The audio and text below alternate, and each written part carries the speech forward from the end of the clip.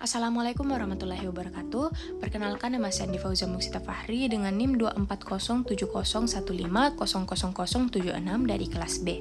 Di sini saya akan mempresentasikan tugas saya dari mata kuliah Psikologi Perkembangan Remaja, yaitu Lifespan. Ada pula biodata saya, nama lengkap saya Andi Fauzia Muksita Fahri, akrab disapa Ocha.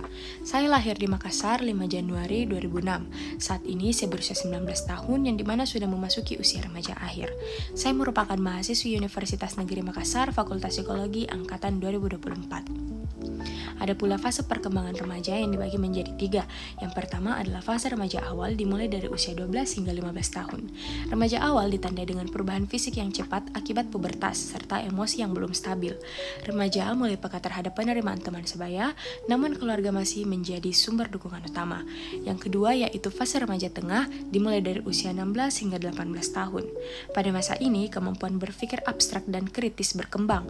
Remaja semakin aktif mengeksplorasi identitas diri dan hubungan dengan teman serta pasangan menjadi lebih intens.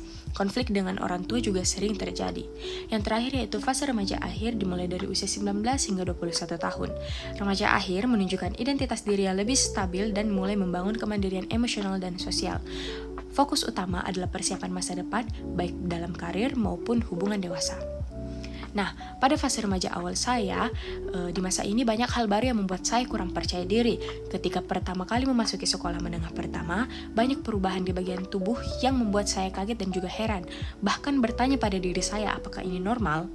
Fase ini dikenal dengan pubertas, yang dimana banyak perubahan, utamanya bentuk tubuh. Masa-masa saat itu saya merasa sulit dan dalam mengontrol emosional saya, utamanya ketika sedang ada masalah. Saya selalu mengutamakan emosional saya ketika ada sesuatu. Namun di sisi lain, saya mulai memperluas sosial saya yang dulunya hanya lingkungan keluarga bertambah dengan lingkungan sekolah, bahkan di luar sekolah.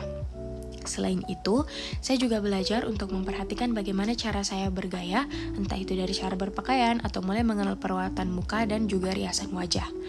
Menurut Santrok pada tahun 2011, masa remaja adalah periode transisi yang melibatkan perubahan biologis, kognitif, dan sosial emosional. Pada masa ini, remaja mengalami perubahan fisik yang cepat akibat pubertas, peningkatan intensitas emosi, serta perluasan hubungan sosial, pengalaman perubahan tubuh yang mengejutkan, kesulitan mengontrol emosi dan mulai memperhatikan penampilan, sebagaimana dialami mencerminkan proses perkembangan remaja yang normal menurut Santrok. Selanjutnya, pada fase remaja tengah saya, pada masa ini saya mulai belajar untuk memahami diri dan sekitar saya, seperti berpikir sebelum bertindak dan mengontrol emosi saya. Namun tidak sedikit juga pada saat usia itu, saya masih labil dalam mengambil keputusan. Fase ini membuat saya lebih paham makna pertemanan yang sesungguhnya, seperti sekedar teman, sahabat, bahkan lebih dari teman.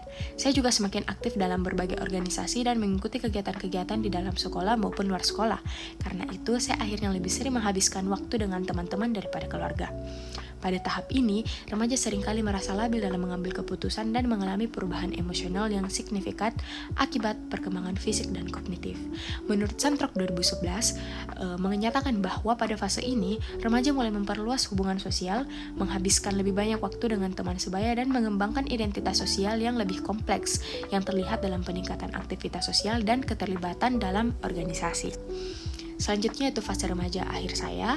Pada masa ini saya belajar lebih mandiri, apalagi saat ini saya berjauhan dengan kedua orang tua saya. Saya lebih memikirkan ingin menjadi apa dan seperti apa untuk kedepannya, sehingga saya lebih fokus pada diri saya dan apa yang penting untuk saya. Bukan berarti saya mengabaikan orang-orang sekitar saya. Mereka akan tetap menjadi orang spesial yang memberikan saya banyak pembelajaran hidup, baik itu keluarga, sahabat-sahabat, serta pasangan. Masa-masa ini saya hanya ingin hidup berdamai dan bahagia dengan diri dan sekitar saya, tanpa berlarut-larut dalam kesedihan. Pada teori Santrok 2011, tahap ini ditandai dengan upaya untuk mencapai kemandirian emosional dan perencanaan masa depan. Remaja akhir semakin mengembangkan kemampuan untuk membuat keputusan yang lebih matang tentang kehidupan mereka, termasuk pendidikan, karir, dan hubungan pribadi. Mereka juga mulai lebih menilai diri mereka sendiri dan apa yang penting bagi mereka, yang menunjukkan peningkatan dalam kesadaran diri dan pengelolaan emosi. Ini merupakan eksklusif slide yang dimana terdapat orang-orang yang melihat bagaimana saya berproses, memberikan saya banyak pembelajaran hidup.